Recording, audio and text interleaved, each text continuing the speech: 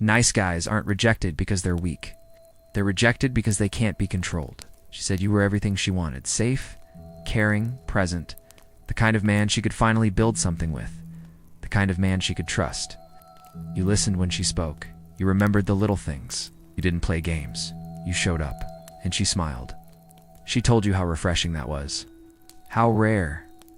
And then she disappeared. No warning, no message. Just a slow, silent, vanishing act that you're still trying to make sense of. You gave her peace. She said she needed space. You offered consistency. She called it predictable. You gave her what she said she was searching for. And she ran to someone who reminded her of the chaos she once begged to escape. And here you are, still asking a question that most men carry but never speak. Why does being good feel like a punishment in love? Maybe you've heard this one. You're too nice. You're too available. Not ready for someone like you. You're the kind of man I should end up with. Just not now. And you wonder, what now? Do you become colder? Do you stop caring? Do you fake indifference just to be seen as attractive? Or worse, do you start believing that kindness is weakness? But here's something few people have the courage to admit. Sometimes the reason you're not chosen isn't because you lacked anything. It's because you didn't fit her story. She's still chasing someone to fix. Still dancing with the ghost of her father. Still addicted to the edge of danger, the thrill of emotional starvation. And you were too grounded, too ready to clear.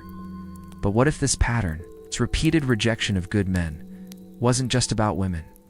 What if it started long before the relationship, before the dating apps, before the texts, before her? What if the root of this wound was not romantic, but fatherly? Let's go there, into the forgotten boy. The one who learned to be kind because it was safer than being seen. The one who built his life around earning love because he never knew what it felt like to receive it unconditionally. The one who became good to survive the absence of a father or the presence of one who needed to control everything. If you've ever been told you're too nice, if you've ever loved deeply, honestly, and been left like it meant nothing, this isn't about her anymore. This is about you, the man you were trained to become. Let's begin. You learned to be kind before you learned to be whole. You learned to stay quiet when you wanted to scream, to nod, to adapt, to apologize, even when you did nothing wrong. To fix everything so nothing would fall apart. And now, years later, you wonder why women say, you're too nice, you're not assertive enough. I just don't feel it with you. But they don't know what it cost to become this man. They don't know what you had to endure. Somewhere in your childhood, you picked up a truth, not with words, but in silence. To be loved, I must be safe, predictable, pleasing. Maybe your father wasn't there. Maybe he was there, but never present. Or maybe he was too present, too loud, too angry. And so you shrank. You became good. Not because it was your nature, but because it was your strategy. You tiptoed through moods. You read facial expressions like warning signs. You became emotionally intelligent, not as a gift, but as defense. Fast forward. Now you're a man, a kind one, a loyal one, the type who texts back, who remembers birthdays, who shows up. And what happens? You meet a woman who says all the right things. I'm tired of games. Just want someone real. You're the kind of man I've been waiting for. And so you soften. You trust. You invest. You hope. And she pulls away. No fight. No closure. Just gone. You try to be reasonable. You give her space. You blame yourself. Maybe I said too much. Maybe I was too available. Maybe I didn't trigger enough attraction. You watch videos. Read threads. Start believing in alpha beta nonsense just to make sense of it. But deep down, none of it explains the ache. Guess. The pain didn't start with her. It started with him. Let's be honest. You became too good. Because you were never taught how to be whole. Your masculinity was either ignored, shamed, or dominated. If your father was absent, you became your own protector too early. No guidance, no mirror, no anchor. If your father was controlling, you became a pleaser. You dimmed your fire. You learned that standing tall meant conflict, and conflict meant punishment. And now when a woman challenges you, you don't stand firm. You adapt. You fold. You overthink. You try to fix her feelings instead of holding your ground, and when she senses that, she loses respect, even if she can't explain why. It's not that she wants you to be cruel, but she wants to feel your center. She wants to feel that you exist, with or without her validation. And you never learned how to have a center. You were too busy trying to be good enough. Let's go deeper. Have you ever felt this? You're with her. Things are going well, but the moment you express vulnerability, the moment you say, "I really like you. I feel safe with you.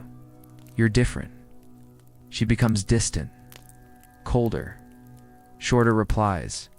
You feel the shift, and you panic. You double down on kindness. You try harder. You text more carefully. You give more space. You perform goodness. And she still fades. You blame yourself. But what if I told you this?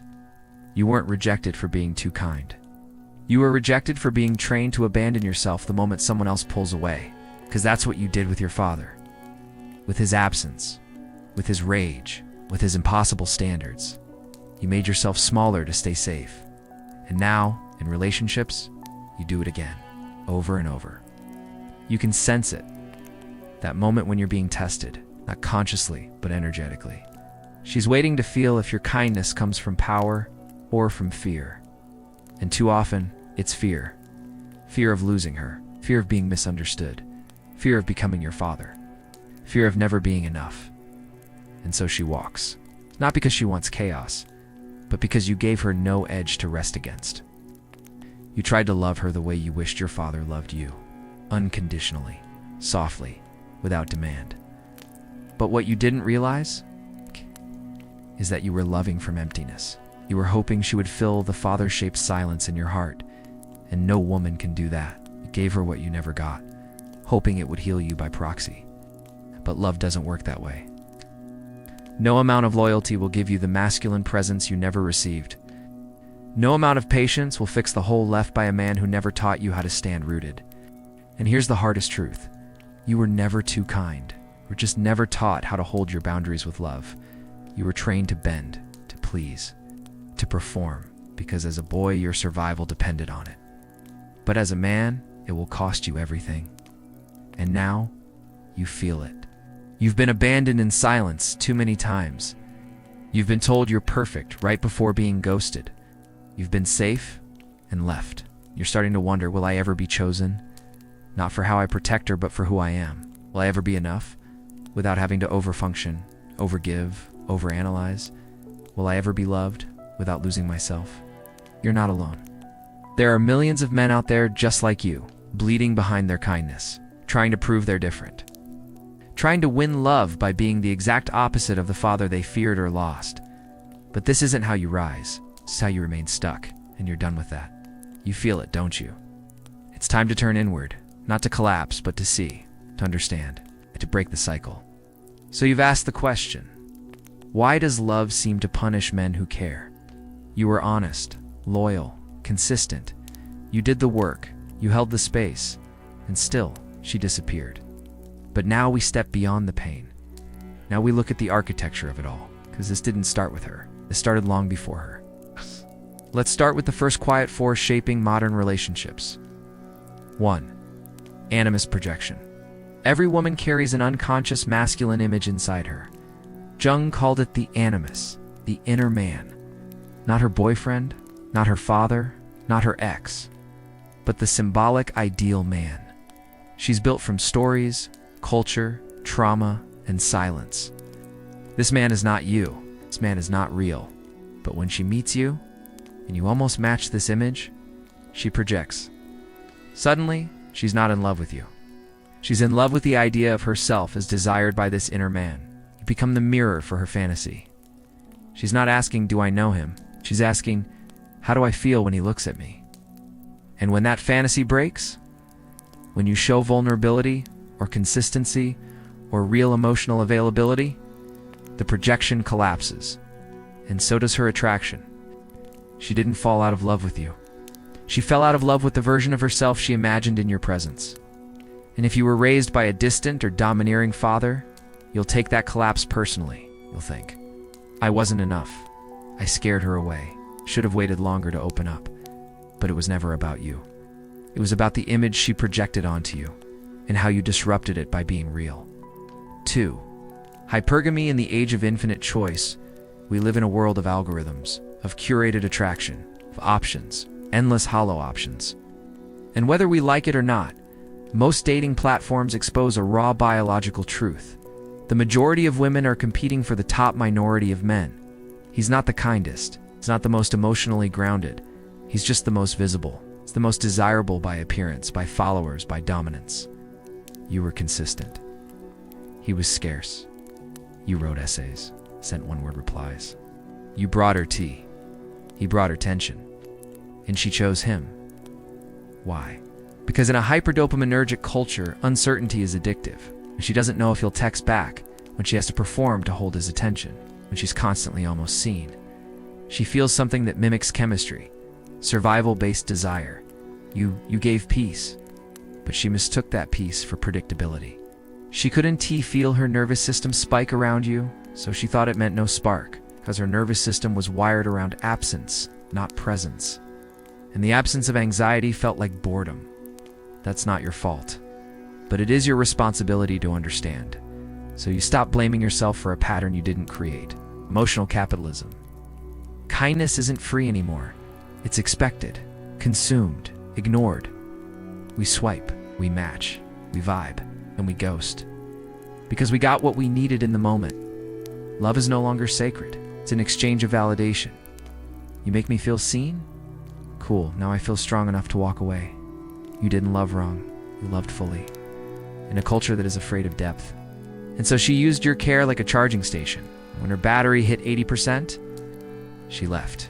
Because she didn't want to reciprocate love. She wanted to receive it. If you were raised without a father, or with one who made love feel conditional, you'll attract women who treat your love the same way, as something to earn, then escape. Because you never learned that real masculinity isn't about giving endlessly. It's about giving with direction. For shadow avoidance, when you show up with presence, truly, calmly, consistently, you don't awaken her desire. You awaken her shadow, her fear of being seen, her guilt over past choices, her inner child who never trusted safety, her father's absence, her ex's betrayal, her shame. You didn't scare her with your neediness. You scared her with your depth, because depth requires stillness, and stillness requires self-confrontation. And most people, men and women alike, are not ready for that. So she runs. She doesn't ghost you because you were wrong. She ghosts you because you were too real. And here's the final layer. If you've spent your life trying not to become your father, you probably built your identity around overcorrection. He was angry, give, so you became calm. He was absent, give, so you became attentive. He was cold, give, so you became warm. But you forgot one thing. You didn't build a self. You built an antidote. Women don't want antidotes. They want men, not perfect ones, not emotionless ones, but rooted ones. Men who exist for more than just being chosen. So what now? Now, you see the system, the projection, the economics, the survival patterns. Now, you stop asking, why wasn't I enough? And you start asking, why was I trying to earn love from people who never learned how to give it? Because this isn't about her anymore. This is about the boy who thought being safe would make him worthy.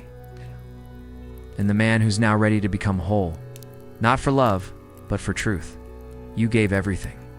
Not for praise, not for control, but because something in you believed. If I love fully, I will be loved fully back. You believed that if you showed up, held space, answered at 2 a.m., remembered her favorite song, took her pain seriously, that she'd stay, that she'd see you. But she didn't. She left, quietly, casually, like you were just a nice chapter in her healing arc. She cried in your arms about him, how he cheated, how he lied, how he tore her self-worth to shreds. You sat there, open, listening, present, you thought. Maybe now she knows what love feels like. But the next week, she posted him again. And you didn't rage, you just stared, motionless, mute. Because the ache wasn't new, it was ancient. You stayed when she broke down. You comforted her, covered for her, made excuses when she pulled away. And when you broke, when you needed reassurance. She vanished. Not even a sorry. Just a shift in tone. Just the ghost of presence. And you were left holding your pain, like a secret weapon you weren't allowed to use.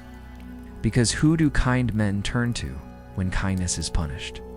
There's a moment. It always comes. You're lying in bed, phone in hand, screen black, music low. Room still. You replay the memories. The way she smiled at your jokes. The time she held your hand under the table. The message that read, "You're different. I feel safe with you." And then, the shift, the distance. The excuses, the energy collapse, and finally nothing. You scroll, you look, you wonder. Was it ever real?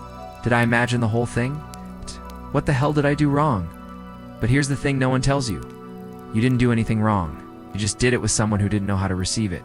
We're speaking the language of emotional truth. To someone raised on emotional scarcity, we're offering stillness. To someone who only knew how to survive in storms. And because you didn't play hard to get, she never learned how to stay. And now you question your value. It's not because you have none, but because you gave it to someone who wasn't ready to hold it. You confuse your pain for your identity. You start to believe, maybe I'm just not desirable. Maybe women don't want kindness. Maybe I have to become colder just to be seen. Let's go even deeper. There was a time when you tried to open up. You told her about your childhood, about your father, about the years you spent trying to be good enough. You waited for her to meet you there, in that vulnerable space.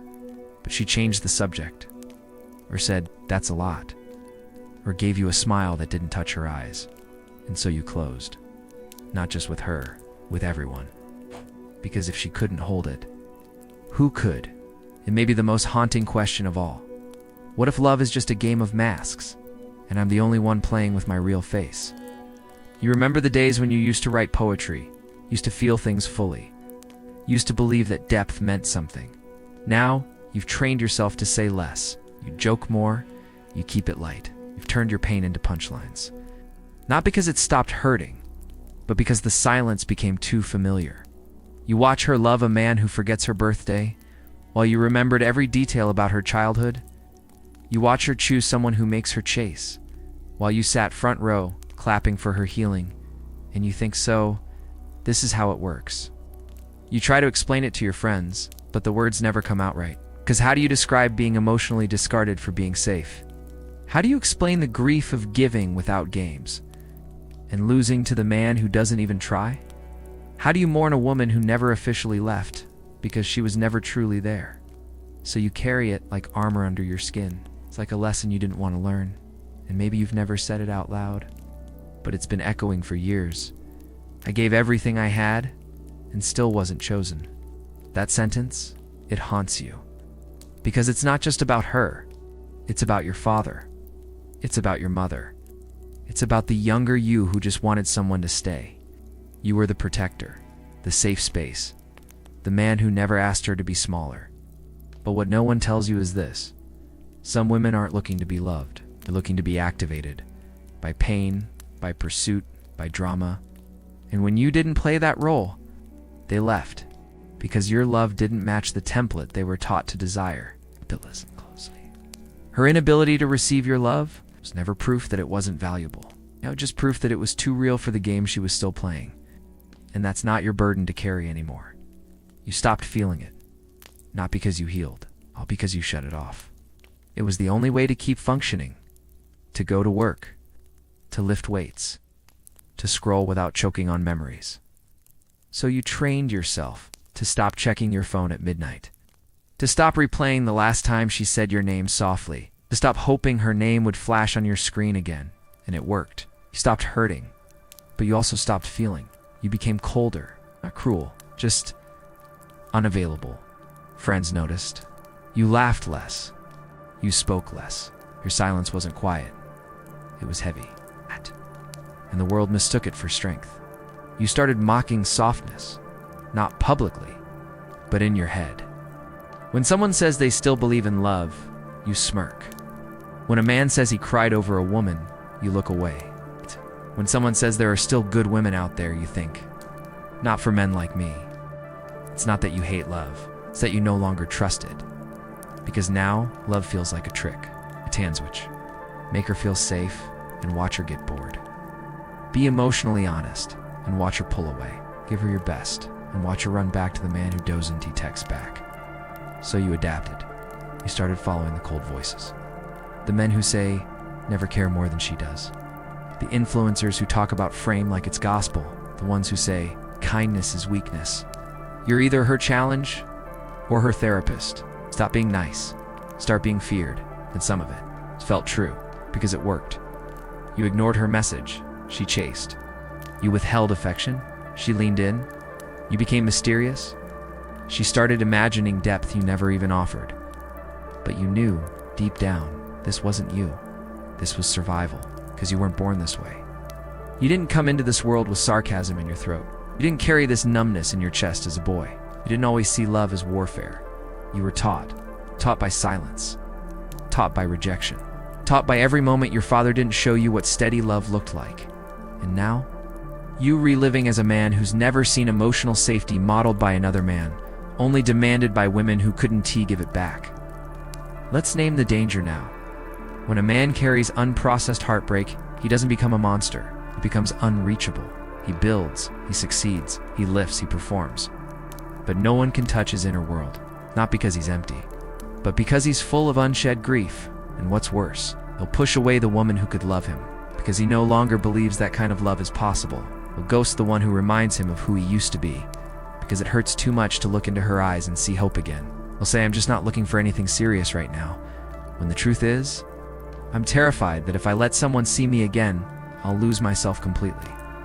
Bitterness isn't loud, it doesn't shout, it whispers. It tells you, don't reach out, don't try again, don't be that open ever again.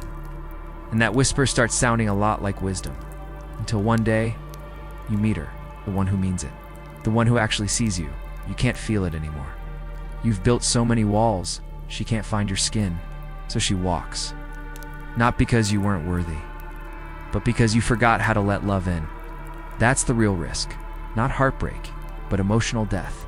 When you're alive on the outside, but something sacred inside you stopped breathing years ago. And here you are now, carrying your story in silence, mocking the part of you that once believed, crushing softness in your fist like it's poison. But here's the turn. That softness, that's where your power lives. You weren't meant to be unreachable. You were meant to be untouchable by illusions, but deeply reachable by truth. You weren't meant to be numb. You were meant to be clear.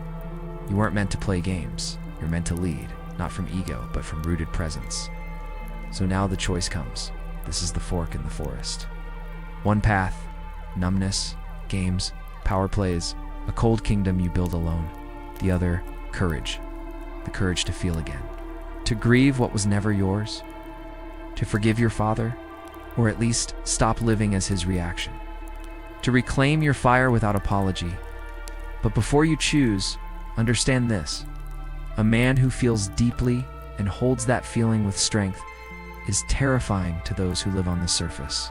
They will leave, and they will misunderstand you, and they will call you too intense, too sensitive, too much. Let them, because the world doesn't need more emotionally detached men. It needs men who can walk through fire and still love like it's the first time. You stop explaining, stop chasing, stop asking, what did I do wrong? Pav.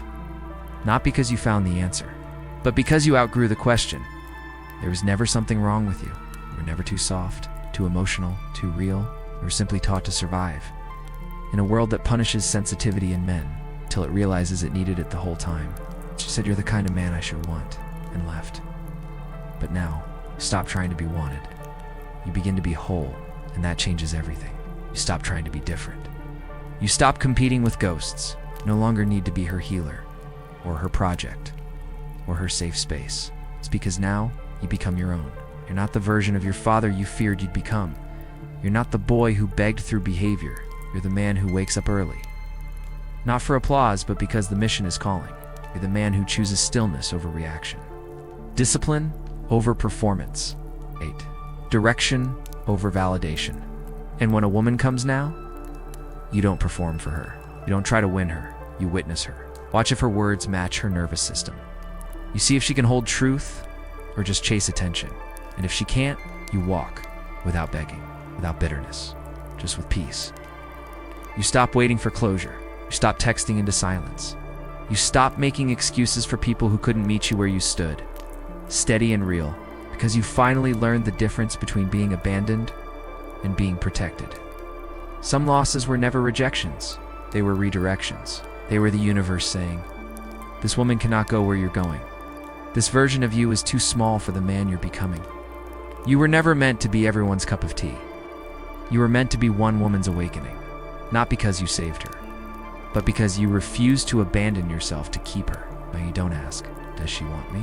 You ask, "Am I living as the man I respect?" You don't ask, "What's wrong with me?" You ask, "What patterns am I done repeating?" You don't ask, "How do I make her stay?" You ask, "How do I walk in truth, even if I walk alone?"